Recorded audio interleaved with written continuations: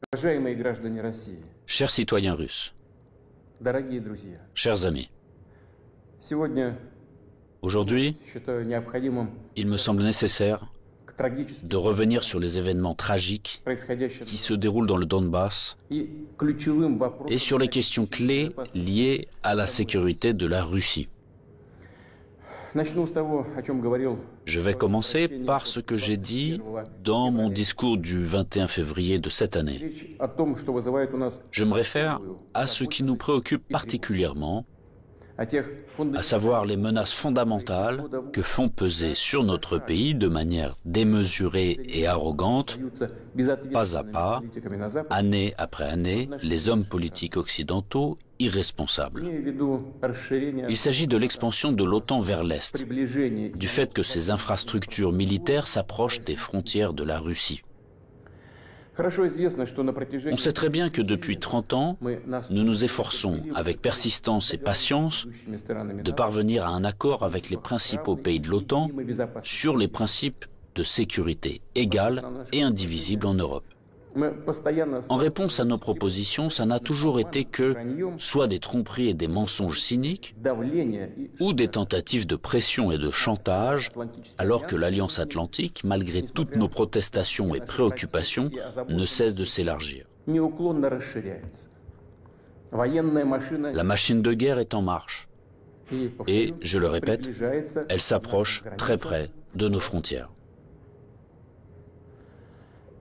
Почему все это происходит? Pourquoi tout cela arrive-t-il? Откуда это? Pourquoi cette attitude arrogante consistant à parler dans l'optique de sa propre exclusivité, infaillibilité et permissivité?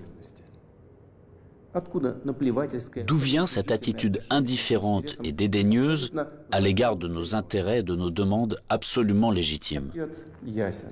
La réponse est claire. И очевиден. Tout est clair et évident. Советский Союз в конце L'Union soviétique s'est affaiblie à la fin des années 80, слаб puis elle s'est effondrée. и вовсе развалился. Весь ход происходившего Tout ce qui s'est passé à l'époque est une bonne leçon pour nous и aujourd'hui. сегодня. Он убедительно показал, Cela a mis en exergue что паралич que la paralysie du pouvoir et de la volonté шаг est le premier pas vers la dégradation complète et l'oubli. стоило нам тогда на какое-то время Dès que nous avons perdu notre confiance en nous-mêmes, un certain temps, l'équilibre des pouvoirs сил в мире оказался dans le monde нарушен. a été rompu. Это привело к тому, что при Cela a conduit à une situation où les traités et accords existants ne sont plus réellement en vigueur. и просьбы не La помогают. persuasion et les demandes n'ont aucun effet. Устраивает гегемона, Tout ce qui ne convient pas aux détenteurs de l'hégémonie, aux grands de ce monde, est qualifié d'archaïque, obsolète et inutile. все, что кажется Et inversement, выгодным, tout ce qui leur semble avantageux est présenté comme la vérité ultime, est imposé à tout prix, de manière insolente, всеми средствами. par tous les moyens. Несогласных Ceux qui ne sont pas d'accord колен. finissent à genoux. То, о чем сейчас говорю, касается Ce dont je parle maintenant и не ne concerne pas seulement la Russie, et nous ne sommes pas les seuls à être préoccupés par cela. международных отношений.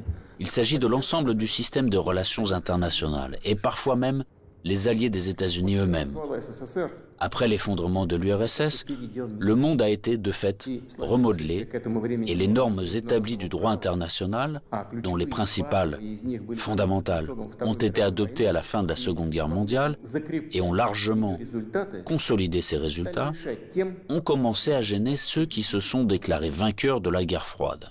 Конечно, в практической жизни, Bien sûr, dans la vie pratique, в отношениях, dans les relations internationales, регулирования dans les règles pour les organiser, и изменения il ситуации. était nécessaire de prendre en compte les changements de la situation dans le monde et de l'équilibre même des forces. Было профессионально, Mais cela aurait dû être fait de manière professionnelle, progressivement, avec patience, en prenant en compte et en respectant les intérêts de tous les pays но нет. et en pleine conscience de leurs responsabilités. От абсолютного Or non, превосходства en raison de l'euphorie due à la supériorité absolue, да еще d'une sorte de forme moderne d'absolutisme, культуры и et dans le contexte d'un faible niveau de culture générale et de fatuité de ceux qui ont préparé, pris для себя et решения promu des décisions qui étaient rentables uniquement pour eux-mêmes, сценария. la situation a pris une tournure différente. Примерами далеко ходить не нужно. Voici des exemples tout trouvés. Tout d'abord, sans aucune autorisation du Conseil de sécurité de l'ONU, ils ont mené une opération militaire sanglante contre Belgrade. Ils ont utilisé des avions, des missiles en plein cœur de l'Europe. Plusieurs semaines de bombardements continus sur des villes pacifiques, sur des infrastructures vitales. Il est nécessaire de rappeler ces faits, car certains collègues occidentaux n'aiment pas se souvenir de ces événements. Et quand nous en parlons, ils préfèrent faire référence non pas aux normes du droit international, mais aux circonstances qu'ils interprètent comme ils l'estiment nécessaires. Puis est venu le tour de l'Irak, de la Libye et de la Syrie. L'utilisation illégitime de la force militaire contre la Libye, la dénaturation de toutes les décisions du Conseil de sécurité de l'ONU sur la question libyenne ont conduit à la destruction complète de l'État. Au fait qu'un énorme foyer de terrorisme international est apparu, au fait que le pays s'est trouvé plongé dans une catastrophe humanitaire dans l'abîme de la guerre civile qui a duré plusieurs années et se poursuit encore, la tragédie à laquelle des centaines de milliers, des millions de personnes ont été condamnées, non seulement en Libye, mais dans toute cette région, a provoqué un exode migratoire massif de l'Afrique du Nord et du Moyen-Orient vers l'Europe. Un sort similaire a été réservé à la Syrie. Les opérations militaires de la coalition occidentale sur le territoire de ce pays, sans le consentement du gouvernement syrien et sans la sanction du Conseil de sécurité de l'ONU, ne sont rien d'autre qu'une agression, une intervention. Cependant, l'invasion de l'Irak, qui n'avait aucun fondement juridique non plus, occupe une place particulière. Comme prétexte, ils ont choisi les prétendues informations fiables dont auraient disposé les États-Unis sur la présence d'armes de destruction massive en Irak. Pour preuve, le secrétaire d'État américain agitait publiquement devant le monde entier un tube rempli de poudre blanche assurant tout le monde qu'il s'agissait d'une arme chimique en cours de développement en Irak. Et puis il s'est avéré que tout cela était une manipulation, du bluff. Il n'y avait pas d'armes chimiques en Irak. C'est incroyable, surprenant, mais le fait est là. Il y a eu des mensonges au plus haut niveau étatique et du haut de la tribune de l'ONU. Et en conséquence de cela, il y a eu des sacrifices énormes, des destructions, une progression incroyable de terrorisme. En fait, on a l'impression que pratiquement partout, dans de nombreuses régions dans le monde, là où l'Occident vient mettre en place son ordre, cela se termine en blessures sanglantes qui ne cicatrisent pas, en plaies que sont le terrorisme international et l'extrémisme. Tout ce que j'ai évoqué en est l'exemple le plus flagrant, mais ce n'est en aucun cas le seul exemple du mépris du droit international. S'ajoutent à cela les promesses faites à notre pays de ne pas étendre l'OTAN d'un pouce vers l'Est. Je le répète, ils ont menti, ou en termes populaires, ils nous ont tout simplement arnaqués. Oui, on entend souvent dire que la politique est quelque chose de sale, peut-être, mais quand même pas à ce niveau-là. Après tout, un tel comportement de tricheur contredit non seulement les principes des relations internationales, mais surtout les normes de moralité et d'éthique généralement reconnues. Où sont la justice et la vérité ici? Ce ne sont que des mensonges et de l'hypocrisie. Par ailleurs, des hommes politiques, des politologues et des journalistes américains eux-mêmes écrivent et parlent du fait qu'un véritable empire du mensonge a été créé aux États-Unis ces dernières années. Difficile de ne pas être d'accord avec ça, c'est ainsi. Mais il ne faut pas jouer les modestes. Les États-Unis restent un grand pays, une puissance avec un rôle moteur. Tous leurs satellites non seulement leur donnent raison, avec résignation et humilité, ils se joignent à leur rhétorique pour n'importe quelle raison, mais ils copient également leur comportement. Ils acceptent avec enthousiasme les règles proposées. Par conséquent, nous avons toutes les raisons d'affirmer avec certitude que l'ensemble de ce qu'on appelle le bloc occidental, formé par les États-Unis à leur image, est, dans cet ensemble, cet empire du mensonge. Quant à notre pays, après l'effondrement de l'URSS, malgré toute l'ouverture sans précédent de la nouvelle Russie moderne, la volonté de coopérer honnêtement avec les États-Unis et d'autres partenaires occidentaux, et dans les conditions d'un désarmement quasi unilatéral, Ils ont immédiatement essayé d'aller jusqu'au bout, de nous achever, de nous détruire complètement. C'est exactement ce qui s'est passé dans les années 90, au début des années 2000, lorsque l'Occident, dit collectif, a soutenu très activement le séparatisme et les gangs de mercenaires dans le sud de la Russie. Quels sacrifices, quelles pertes, tout cela nous a-t-il alors causé? Quelles épreuves avons-nous dû traverser avant de briser définitivement le terrorisme international dans le Caucase? Nous nous en souvenons et nous ne l'oublierons jamais. En fait, jusqu'à récemment, ils n'ont cessé de chercher à nous utiliser dans leurs propres intérêts, de détruire nos valeurs traditionnelles, de nous imposer leurs pseudo-valeurs, ce qui nous consumerait, nous, notre peuple, de l'intérieur. Ces attitudes qu'ils imposent déjà agressivement dans leur pays et qui conduisent directement à la dégradation et à la dégénérescence, car ils contredisent la nature humaine. Cela n'arrivera pas et personne n'y est jamais arrivé. Cela ne fonctionnera pas non plus maintenant. Malgré tout, en décembre 2021, nous avons une nouvelle fois tenté de nous mettre d'accord avec les États-Unis et leurs alliés sur les principes pour assurer la sécurité en Europe et le non-élargissement de l'OTAN. Tout cela en vain. La position américaine ne change pas. Ils ne considèrent pas comme nécessaire de négocier avec la Russie sur cette question clé pour nous. Ils poursuivent leurs propres objectifs et négligent nos intérêts. Et bien sûr, dans cette situation, nous nous demandons, que faire ensuite? À quoi s'attendre? L'histoire nous apprend qu'en 1940 et au début de 1941, l'Union soviétique a tenté d'empêcher, ou du moins de retarder, la guerre par tous les moyens. Pour ce faire, elle a essayé littéralement jusqu'à la dernière minute de ne pas provoquer un agresseur potentiel, n'a pas pris ou reporté les mesures les plus nécessaires et les plus évidentes visant à se préparer et repousser une attaque inévitable. Et les mesures qui ont finalement été prises étaient dramatiquement tardives.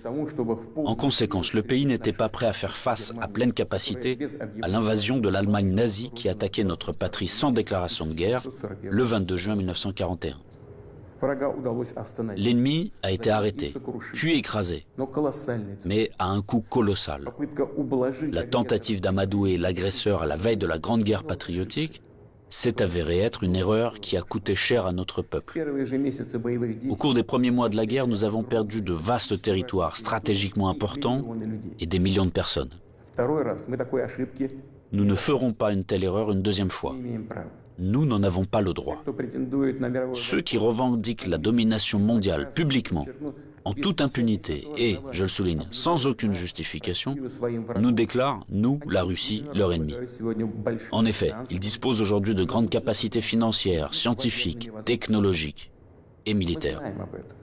Nous en sommes conscients et nous évaluons objectivement les menaces qui nous sont adressées constamment dans le domaine de l'économie, ainsi que notre capacité à résister à ce chantage impudent et permanent. Je le répète, nous les évaluons sans illusion, de manière très réaliste. En ce qui concerne le domaine militaire, la Russie moderne, même après l'effondrement de l'URSS et la perte d'une grande partie de son potentiel, est aujourd'hui l'une des puissances nucléaires les plus fortes du monde et elle dispose en outre d'avantages en ce qui concerne un certain nombre d'armes de pointe. Il ne devrait donc faire aucun doute qu'une attaque directe contre notre pays entraînerait une défaite et des conséquences désastreuses pour tout agresseur potentiel. Cependant, les technologies, y compris en matière de défense, évoluent rapidement. Le leadership dans ce domaine a changé et changera encore demain, tandis que la conquête militaire des territoires adjacents à nos frontières, si nous laissons cela se produire, se poursuivra pendant des décennies, ou peut-être pour toujours.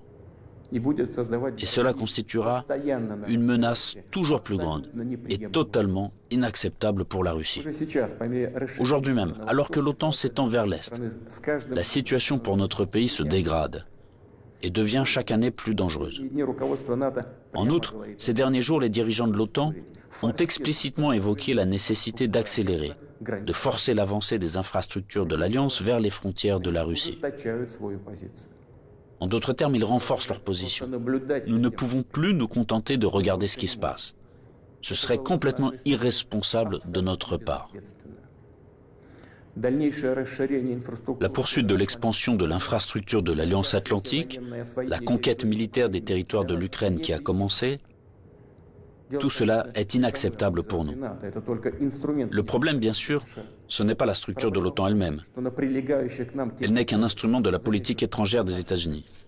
Le problème est que sur les territoires qui nous sont adjacents, je vous le fais remarquer, sur nos propres territoires historiques, une anti-Russie est en train d'être créée, qui a été placée sous un contrôle extérieur total, qui est colonisée de manière active par les forces armées des pays de l'OTAN, et où il y a un afflux d'armes les plus modernes.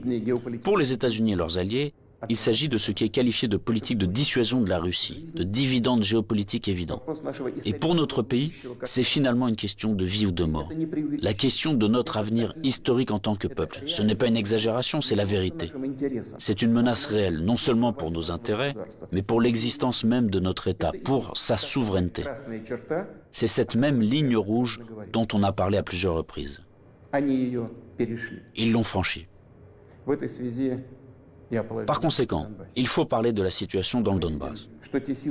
Nous voyons que les forces qui ont effectué un coup d'État en Ukraine en 2014 ont pris le pouvoir et le conservent, de fait, à l'aide de procédures électorales décoratives et ont finalement renoncé à un règlement pacifique du conflit.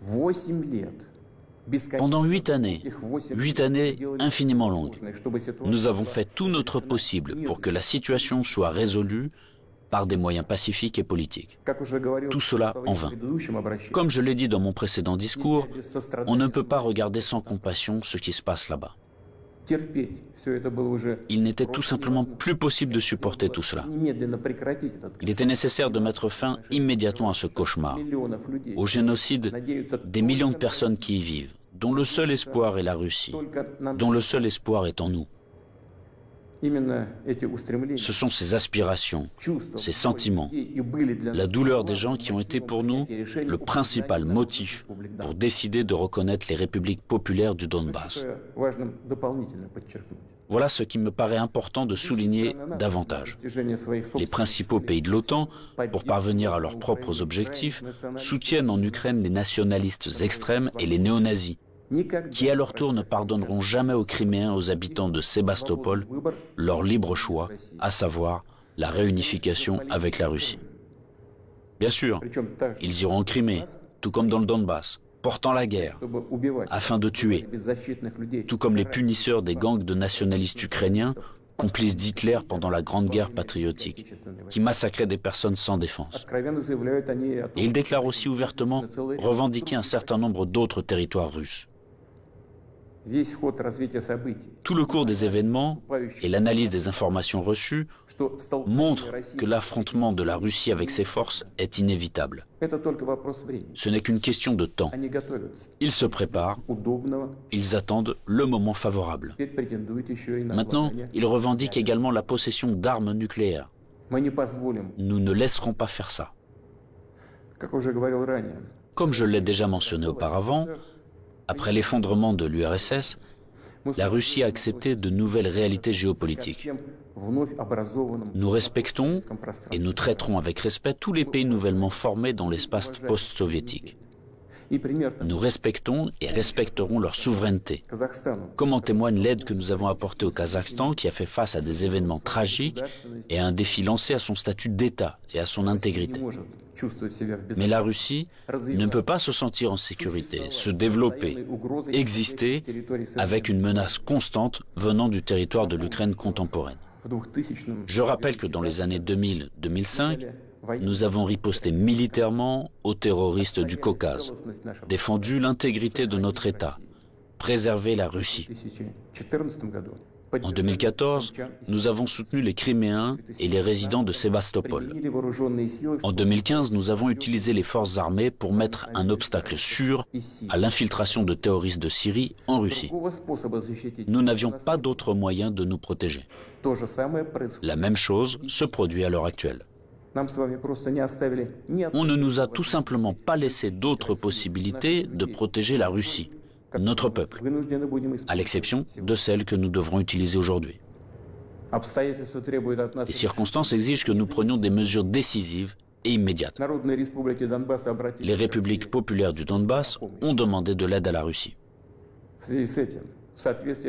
À cet égard, conformément à l'article 51, partie 7 de la Charte des Nations Unies, conformément à l'autorisation votée par le Sénat de la Fédération de Russie et en application des traités d'amitié et d'assistance mutuelle avec la République populaire de Donetsk et la République populaire de Lugansk, ratifiés par l'Assemblée fédérale le 22 février dernier, j'ai décidé de mener une opération militaire spéciale. Son objectif est de protéger les personnes qui souffrent des abus et du génocide de la part du régime de Kiev depuis 8 ans. À cette fin, nous nous efforcerons de démilitariser et de dénazifier l'Ukraine et de poursuivre en justice ceux qui ont commis des crimes nombreux et sanglants contre des civils, y compris des citoyens de la Fédération de Russie. Dans le même temps, nous ne planifions pas d'occuper des territoires ukrainiens. Nous n'avons pas l'intention d'imposer quoi que ce soit à qui que ce soit par la force. Cependant, nous entendons de plus en plus souvent dire en Occident que les documents signés par le régime totalitaire soviétique qui instaurèrent les résultats de la Seconde Guerre mondiale ne devraient plus être appliqués. Eh bien, quelle est la réponse à cette question? Les résultats de la Seconde Guerre mondiale sont sacrés, tout comme les sacrifices de notre peuple sur l'autel de la victoire sur le nazisme. Et cela ne contredit pas les hautes valeurs des droits de l'homme et des libertés fondées sur les réalités de toutes les décennies d'après-guerre. Cela n'annule pas non plus le droit des peuples à l'autodétermination stipulé par l'article 1er de la Charte des Nations Unies. Je tiens à vous rappeler que ni lors de la création de l'URSS, ni après la Seconde Guerre mondiale, personne n'a jamais demandé aux habitants de certains territoires faisant partie de l'Ukraine d'alors comment ils voulaient eux-mêmes organiser leur vie. Notre politique est fondée sur la liberté de choix, permettant à chacun de déterminer en toute indépendance son propre avenir et celui de ses enfants.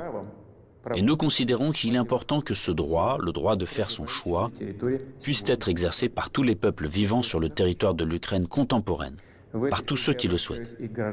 À cet égard, je m'adresse également aux citoyens ukrainiens. En 2014, la Russie a été obligée de protéger les habitants de Crimée et de Sébastopol de ceux que vous traitez vous-même de nazis. Les habitants de Crimée et de Sébastopol ont choisi de rejoindre leur patrie historique, la Russie, et nous l'avons soutenu. Je le répète, il était tout simplement impossible de faire autrement. Les événements d'aujourd'hui ne sont pas liés à la volonté de porter atteinte aux intérêts de l'Ukraine et du peuple ukrainien. Ils sont liés à la nécessité de protéger la Russie elle-même contre ceux qui ont pris l'Ukraine en otage et tentent de l'utiliser contre notre pays et son peuple. Je le répète, nos actions relèvent de l'autodéfense, contre les menaces qui pèsent sur nous et contre un désastre encore plus grave que celui d'aujourd'hui. Aussi difficile que cela puisse être, je vous demande de le comprendre et je vous appelle à la coopération pour tourner au plus vite cette page tragique et avancer ensemble, pour ne permettre à personne de s'immiscer dans nos affaires, dans nos relations, mais les développer de manière indépendante, afin que cela réunisse les conditions nécessaires à la résolution de tous les problèmes et, malgré l'existence de frontières entre les États, nous renforcerait de l'intérieur comme si nous ne formions qu'un. Je crois en cela. Je crois que tel est notre avenir. Je dois également m'adresser aux militaires des forces armées ukrainiennes. Chers camarades, ce n'est pas pour que les néo-nazis d'aujourd'hui prennent le pouvoir en Ukraine que vos pères, vos grands-pères, vos arrière-grands-pères se sont battus contre les nazis en défendant notre patrie commune. Vous avez prêté serment d'allégeance au peuple ukrainien et non à la junte hostile au peuple qui pille l'Ukraine et persécute ce même peuple. Ne suivez pas ces ordres criminels. Je vous exhorte à déposer les armes immédiatement et à rentrer chez vous. Je tiens à le préciser, tous les militaires de l'armée ukrainienne qui obéissent à cette exigence pourront librement quitter la zone des hostilités et retourner auprès de leur famille. Une fois de plus, j'insiste fortement, toute responsabilité pour une éventuelle effusion de sang reposera entièrement sur la conscience du régime au pouvoir sur le territoire de l'Ukraine. Maintenant, quelques mots importants, très importants, pour ceux qui seraient tentés de s'ingérer dans les événements en cours.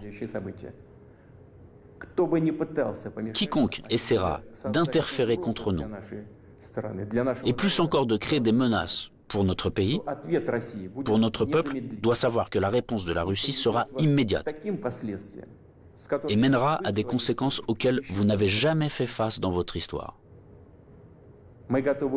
Nous sommes prêts à n'importe quelle évolution de la situation. Toutes les décisions nécessaires à cet égard ont été prises. J'espère être entendu. Chers citoyens russes, le bien-être, l'existence même d'États et de peuples entiers, leur succès, leur viabilité, trouvent toujours leur origine dans le puissant système des racines englobant leur culture et leurs valeurs. L'expérience et les traditions de leurs ancêtres, et bien sûr, dépendent directement de la capacité à s'adapter rapidement à une vie en constante évolution, de la cohésion de la société, de sa volonté de se consolider, de rassembler toutes les forces pour aller de l'avant. Les forces sont toujours nécessaires, toujours. Mais la force peut être de qualités diverses. La politique de l'empire du mensonge que j'ai évoquée au début de mon intervention repose avant tout sur la force brutale et directe. Dans de telles situations, nous disons, quand il y a de la force, pas besoin d'avoir quelque chose dans la tête. Or, nous savons que la vraie force réside dans la justice et la vérité, qui sont de notre côté.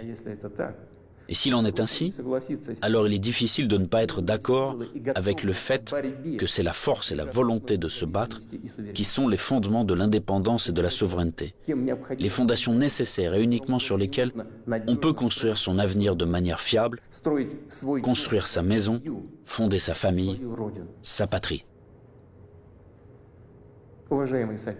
Chers compatriotes,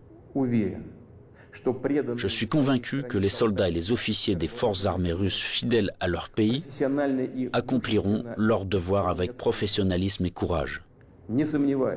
Je ne doute pas que tous les niveaux du pouvoir et les spécialistes responsables de la stabilité de notre économie, du système financier et du domaine social, ainsi que les dirigeants de nos entreprises et tous les milieux d'affaires russes travailleront d'une manière harmonieuse et efficace. Je compte sur une position consolidée patriotique de tous les partis représentés au Parlement et des forces publiques.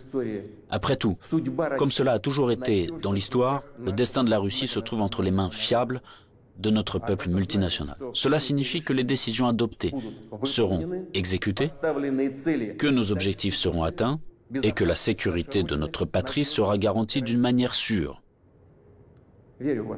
Je crois en votre soutien et en la force invincible que nous donne l'amour de la patrie.